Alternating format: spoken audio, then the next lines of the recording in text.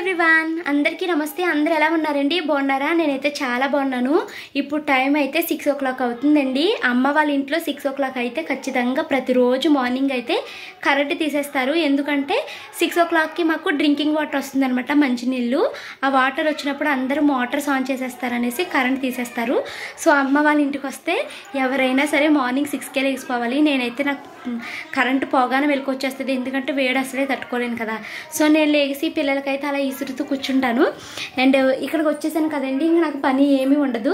కానీ మన సబ్స్క్రైబర్స్ అందరూ అడిగారు, అక్క నువ్వు అక్కడ వ్లాగ్స్లో మీ మమ్మీ చేసే కూరలు, వంటలు, అలాగే పిండి వడియాలు, గుమ్మడి వడియాలు ఇలాంటివన్నీ మాకు రెసిపీ షేర్ చేయక్క అన్నారు. ఈరోజు అయితే అమ్మ గుమ్మడి వడియాలు పడుతుందండి. సో నేను మీకు షేర్ చేస్తాను. ఇవి షార్ట్స్ చేస్తాను, వ్లాగ్స్లో కూడా షేర్ చేస్తానండి. రెండు స్కిప్ చేయకుండా మీరు ఎండింగ్ వరకు చూస్తారని అనుకుంటున్నాను. సో ఇక్కడ ఉండే ఎన్ని డేస్ ఉంటానో అన్ని డేస్ నేను మ్యాక్సిమము రోజు మొత్తం ఎలా జరుగుతుంది అన్నది షేర్ చేస్తాను. అమ్మ చేసే వంటలు మీతో షేర్ చేసుకుంటాను. అలాగే ఇక్కడ కూడా పిల్లల్ని ఏ విధంగా చదివిస్తాను అనేది వ్లాగ్స్ అయితే షేర్ చేస్తాను.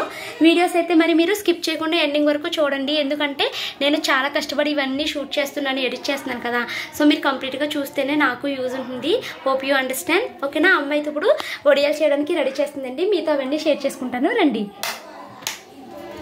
ఇదిగోండి, అమ్మ అయితే అప్పుడే వంటలు మొదలు పెట్టేసింది. అమ్మ ఈ రోజు ఏమేమి చూపిస్తున్నా మన సబ్స్క్రైబర్స్కి? గుమ్మడి వడియాలు చూపిస్తానమ్మా, పొట్టు వడియాలు చూపిస్తాను, తర్వాత ఇగో సొబ్బి వడియాలు చూపిస్తాను. ఓకే, అయితే బూడిద గుమ్మడి వడియాలు చేయడం కోసం ముందైతే అమ్మ చాలా ప్రాసెస్ చేసిందండి. ముందు రోజు ఈవినింగ్ ఫస్ట్ అయితే ఈ బూడిద గుమ్మడికాయని అమ్మ పైన ఉన్నటువంటి బూడిదంతటిని నీట్గా క్లీన్ చేసేసింది. దీన్ని మనము కొబ్బరి పీస్తో కూడా చేయొచ్చంట, లేదా ఏదైనా కొత్తది స్టీల్ పీస్ చేసుకుని దాంతో కూడా నీట్గా క్లీన్ చేసేసుకోండి. దీనిపైన బూడిదంతా పోయి బూడిద గుమ్మడికాయ ఇలాగ గ్రీన్ కలర్లోకి రావాలి అంట. నెక్స్ట్ నీట్గా వాష్ చేసిన కాటన్ క్లాత్ అయితే ఒకటి తీసుకుని పక్కన పెట్టుకుంది.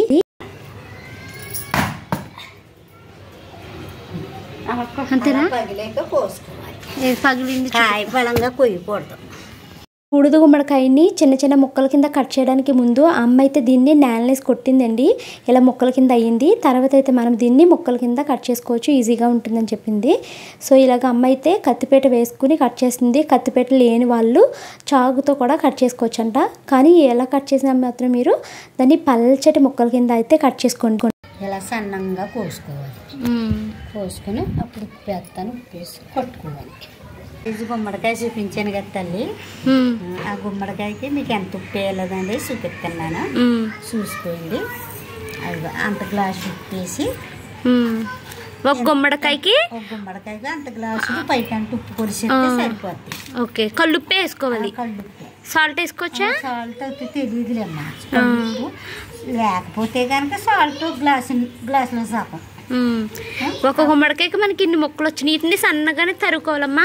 సన్నగానే తరుపుకొని పైకి పోసేసాను కదా, ఉప్పు కలిపేసాను కదా, ఇది ఇలా మూట కట్టేస్తాను.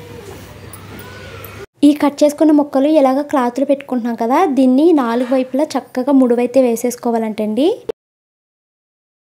అంత బరువు పెట్టాలి. దీని మీద బరువు ఎందుకు పెట్టుకోవాలమ్మా? వాటర్ అంతా కిందకు వచ్చేస్తుంది. వాటర్ వచ్చేయాలా? వాటర్ రానివ్వకుండా మనం వడియాలు పట్టేస్తే ఏమవుతుంది? గమ్మున ఎండవా?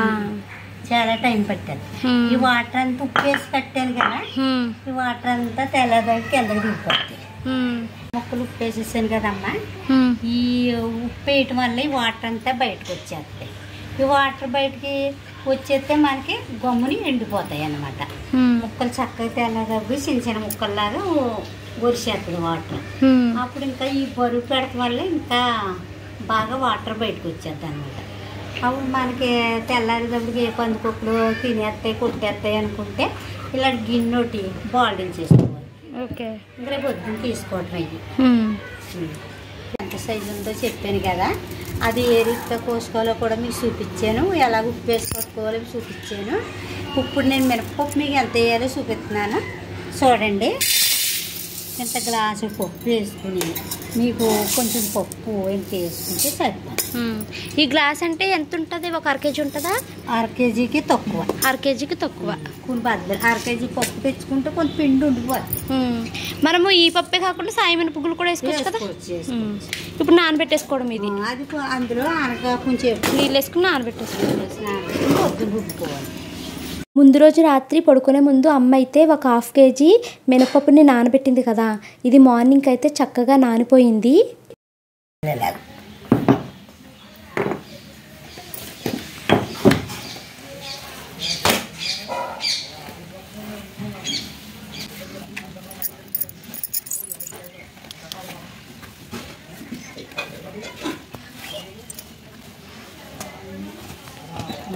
అన్ని ముక్కలుగా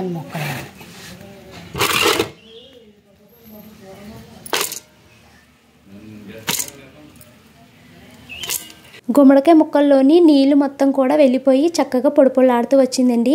అలాగే ముందు రోజు రాత్రి అమ్మ నానబెట్టిన ఈ మినపప్పు పొట్టంతా నీట్గా అయితే క్లీన్ చేసింది. పొట్టును కూడా వేస్ట్గా పాడకుండా సెపరేట్గా పెట్టుకుంది. నెక్స్ట్ అయితే ఈ మినపప్పును అయితే చక్కగా గ్రైండర్ వేసి రుబ్బుతుంది. ఈ వడియాల్లోనికి పచ్చిమిరపకాయలు కూడా అవసరం అంటండి. వాటిని కట్ చేసుకుని మిక్సీ పట్టుకుని ఉంచుకుంటుంది. గుమ్మడికాయ ముక్కలు కింద పచ్చిరగాయలు మెత్తగా మిక్సీ పెట్టుకోవాలమ్మా. పట్టుకుని గిన్నెలో తీసేసుకుని ఓ 1/2 కేజీ పచ్చిమిరపకాయలు అలాగైతే లెక్క తెలుస్తుంది కదా వాళ్ళకి. తర్వాత మీరు పొట్టు వడియాలు పట్టుకోవాలంటే కొంచెం కచ్చాపిచ్చా మిక్సీ పెట్టుకోవాలి. నేనైతే నా చిన్నప్పుడు ఈ పొట్టు వడియాల్ని చిట్టొడియాలు అనేసి తినేదాన్ని అండి. నాకు గుమ్మడొడియాలు పిండొడియాలతో కంపేర్ చేస్తే చిట్టొడియాలు ఎక్కువగా టేస్ట్ అనిపిస్తుంది, చాలా బాగుంటుంది. సో అమ్మ అయితే మొత్తము అన్నీ రెడీ చేసుకుందండి. గుమ్మడికాయ ముక్కలు, మినప్పిండి, అలాగే మినప్పొట్టు, పచ్చిమిరపకాయల పేస్ట్ అన్నీ రెడీ చేసుకుంది. రిమైనింగ్ ప్రాసెస్ అమ్మ చెప్తుంది. నిన్న బరిపెట్టాను కదమ్మా, ఆ వాటర్ అంతా రాగేసి ముక్కలు ఇలాగా సన్నంగా అయిపోయినాయి. ఇప్పుడు నేను పప్పు నానబెట్టాను కదా 1/2 కేజీ. ఇడ్లీ పిండి అంత మెత్తగా కాకుండా ఇలాగా కొంచెం మురుగుగా ఇలా గట్టిగా రుబ్బుకోవాలి. అలాగ ఉండాలి పిండి. ఇలాగ వేసుకుంటే ఇలా గట్టిగా ఉండాలి. ఇప్పుడు మనం ఉప్పు వేస్తే కొంచెం పలస పడుతుంది అనమాట. ఉప్పు కారం కలిపేటప్పుడు పలస పడుతుంది. దీంట్లో కావాల్సినంత వేసుకుని ఉన్నది ఉంటే మనం ఏదో చేసుకోవచ్చు. పిండి కలుపుకోవాలి తల్లి. ఇందులోనే ఉప్పు కారం వేసేటప్పుడు కొంచెం పలస పడుద్దని పిండి చూసి మళ్ళీ కలుపుకోవచ్చు. 1/2 కేజీ పచ్చిమిరపకాయలు తల్లి మిక్సీ పెట్టాను. మిక్సీ పెట్టి ఇందులో వేస్తున్నాను కారం. ఇప్పుడు పసుపు వేస్తున్నాను. 2 స్పూన్లు 3 స్పూన్లు వేసుకోవచ్చు పసుపు. ఇది పచ్చిమిరపకాయ ఖచ్చితంగా వేసుకోవాలమ్మా. కొంతమంది పిల్లలు తినకపోతే వేసుకోవాలమ్మా, ఖచ్చితంగా వేసుకోవాలి. కాదంటే పిల్లలు కారం తినరు అనుకుంటే తక్కువ వేసుకోవాలి. పసుపు ఎంత వేయాలి? 2 స్పూన్లు పసుపు, 2 స్పూన్లు. ఇవేంటి? దీంట్లో సగ్గుబియ్యం పొడి వేసేసుకోవచ్చు. ఇన్ని వేసుకుంటే పిల్లలకి పొట్టరాళ్ళ కొత్త ఇప్పుతాయి. వేపుకున్నా ఒకసారి కలప వేసి కట్టాం కదా తల్లి ముక్కలు. ఇప్పుడు మనం మినప్పిండి, పచ్చిమిరకాయల పొడి ఇదంతా వేసేటప్పటికి ఉప్పు సరిపోదు. అందుకని సరిపడా మనం సాల్ట్ కలుపుకోవాలి. చూసుకుని మళ్ళీ వేసుకోవచ్చు. ఇప్పుడు నేను కలుపుతున్నాను, చూసుకో తల్లి ఎలా కలుపుతున్నాను. మినప్పిండి చాలకపోతే మళ్ళీ వేసుకోవటానికి ముందర కలుపుకోవాలి. ఇలాగా అన్నీ కలుపుకుంటే ఉప్పు చూసుకుని అప్పుడు మళ్ళీ తక్కువ అది వేసుకుని కలుపుకుంటాం.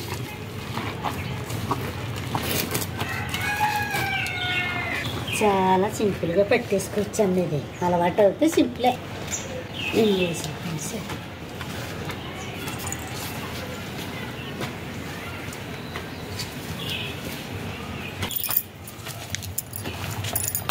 కలిపేసాను కదా, కలిపింది ఇలా ఉప్పు చూసుకోవాలి. ఉప్పు సరిపోయింది, కారం సరిపోయింది. కారం మన పిల్లలు తినరు అనుకుంటే ముందర కొంచెం తక్కువ వేసుకోవాలి. ఇప్పుడు ఇది ఇలా కలుపుకున్నాం కదా, అలాగా. ఇప్పుడు మన పిండి ఇదిగమ్మా మనకు తెలిసిపోద్ది అన్నమాట ఆటోమేటిక్గానే. ఇలాగా అది అలా ఉండైతే సరిపోయినట్టే. ముక్కిడిపోతలేదు కదా, అది సరిపోయినట్టు. ముక్కిడిపోకుండా అలా ఉండైతే సరిపోయినట్టు. కొంచెం ఎక్కువ మినప్పిండి వేసుకుంటే ఏమవుతుందమ్మా? గుమ్మడొడియం మినప్పిండి వేస్తే ఓడుము ఉబ్బదు, గట్టిగా అయిపోద్దా? ఇలా మినప్పిండి ఎంత తక్కువగా వేసుకుని మనం ఒడుము కొట్టుకుంటే అంత ఉబ్బుతుంది. చక్కగా ఒడుము వేపుకున్నప్పుడు నూనెలో పూర్లాగా ఉబ్బిపోద్ది. ఇప్పుడు ఇది మనకు సరిపోయింది. ఇంకా సరిపోయింది. ఇలా వండైతే సరిపోయినట్టు. నిన్న పొట్టు మినపప్పు నానబెట్టాను కదా గుమ్మడొడియాలకి. ఆ పొట్టు వేస్ట్ చేయటం ఎందుకని కొంతమంది ఈ పొట్టు వడియాలంటే ఇష్టపడతారు. అందుకని పొట్టు ఏర్పాటుగా కుమ్మి అదే మిక్సీ పెట్టి కచ్చాపిచ్చా. ఇది కూడా మీకు నేను చూపిస్తున్నాను, ఎంత ఏమి వేసుకోవాలో చూపిస్తున్నాను. ఈ పొట్టొడియాలు ఇది ఎంత మినప్పిండి వేసుకోవాలి, కారం కలుపుకోవాలి. దీంట్లో కూడా సరిపడా సాల్ట్ తక్కువ తినేవాళ్ళు అయితే కొంచెం వేసుకోవచ్చు. సగ్గుబియ్యం వేసుకోవాలి ఇందులో? వేసుకోరా? పొట్టొడియాలు వేసుకోవాలి. పొట్టొడియాల్లో సగ్గుబియ్యం గట్ట వేయకుండా కొంచెం కారము, అదే పచ్చిమిరకాయ కారం అందులో నూరుతాం కదా, అదే కొంచెం అట్టు పెట్టుకుని కొంచెం మినప్పిండి అట్టు పెట్టుకుని ఇందులో కలుపుకోవాలి. ఇప్పుడు ఇలా కలుపుకున్నాం కదా, ఇప్పుడు మనం ఏం చేయాలంటే దీన్ని కూడా ఉప్పు చూసుకోవాలి. సరిపోయింది, ఉప్పు సరిపోయింది కాబట్టి నేను ఇంకేయను. చాలకపోతే కొంచెం వేసుకోవాలి. మాకు అలవాటు చేయమల సరిపడ పడిపోద్ది ముందరే. నేను 1/2 కేజీ మినపప్పు నానబెట్టాను కదా తల్లి, ఆ మినపప్పు ఆ గుమ్మడొడియాల్లో సరిపడా కలపగా మనకి ఎక్కువ ఉన్నది మనం ఇడ్లీగానే కలిపేసుకోవచ్చు, బజ్జీ అని వేసుకోవచ్చు, మినప బజ్జీ కింద ఏమ్మా అలా చేసుకోవచ్చు. అలా చేసుకోండి ఎవరైనా సరే. ఇందాక కలుపుకున్నాం కదమ్మా, అన్నీ కలుపుతూ చూపించాను కదా. ఇప్పుడు మీకు ఒడియాలు పడతాను చూపిస్తున్నాను తల్లి. రౌండ్ చేసుకోకుండా తీసినట్టు పట్టేయండి. గుమ్మడొడియాల్ని ఎండలో వెనపెట్టేటప్పుడు షేప్ అన్నది రౌండ్గా రావాలని చూసుకోకూడదంటండి. మన చేతికి ఎలా తీస్తామో అలాగే వేసేయాలంట. రౌండ్గా వచ్చేలాగా చేస్తే మనకి గుమ్మడొడియాలు వేగేటప్పుడు సరిగ్గా ఏగమంటండి. సో మనకి ఎలా తీస్తున్నామో చేత్తో అలా వేసేయాలి అని అమ్మ చెప్పింది. నెక్స్ట్ అయితే ఇదిగో గుమ్మడొడియాలు అయిపోయింది. అలాగే పొట్టొడియాలు కూడా అమ్మ పడుతుందండి. ఈరోజైతే నేను గుమ్మడొడియాలు, పొట్టొడియాలు, నెక్స్ట్ సగ్గుబియ్యం వడియాలు కూడా మీకు చూపిస్తాను. టక్టక్క అమ్మ అయితే ఎండలో పట్టేస్తుంది, బీభత్సమైన ఎండ ఉంది. నేనైతే అస్సలు ఎండలో కూర్చోలేకపోయాను కొద్దిసేపు కూడా. వడియాలు అయితే పట్టేసాము. ఒక కాయకి మనకి ఇన్ని వడియాలు అయితే వస్తున్నాయి. చూపిస్తున్నానమ్మా మీకు. మీరు ఇలాగ ఒక గ్లాసుడు సగ్గుబియ్యం తీసుకుని ఒక గిన్నెలోని ఇలాగా పోసేసుకుని వీటిలో 3 గంటలు నీళ్ళు వేసి నానబెట్టుకోవాలమ్మా. 3 గంటల సేపు నానబెట్టాను కదమ్మా సగ్గుబియ్యం. అవి నానిన తర్వాత ఇలాగ అయిపోతుంది మెత్తగా. గంటల సేపు నాని తల్లి. ఇప్పుడు నేను వాటర్ వేసి మరగబెడతాను. ఎన్ని వేస్తున్నానో చూడండి. ఒక 5 చెంబులు వేసి మరగబెట్టుకోండి. తర్వాత మళ్ళీ మనకు కావాల్సిన చెక్క అయిపోతే అప్పుడు కానీ నీళ్ళు పోసుకోవచ్చు. 3, 4, 5.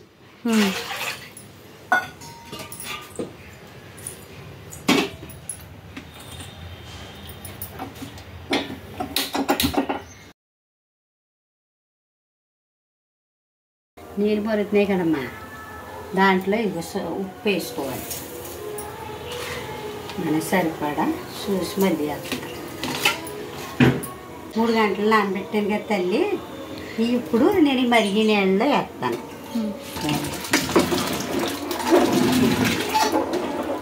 మరిగి నీళ్ళలో ఇలా వేసేసిన తర్వాత ఈ మెత్తగా ఉడికి వరకు తిప్పుతూనే ఉండాలి, లేకపోతే అడుగంటే. సగ్గుబియ్యం వేసేసాను కదమ్మా మరిగి నీళ్ళలోను. ఇది మనం అడుగంటకుండా ఒక అరగంట అయినా ఉడుకుతుంది. ఇలా తిప్పుకుంటానే ఉండాలి, కాకపోతే మాడిపోద్దాం. అడుగంటి వస్తుంది, ఇలా తిప్పుకుంటానే ఉండాలి. ఒక అరగంటలో ఉడికిపోద్ది కదా ఉడకబెడతాకే. ఇప్పుడు ఇది అరగంట టైం పట్టింది, ఉడికిపోయింది. ఇప్పుడు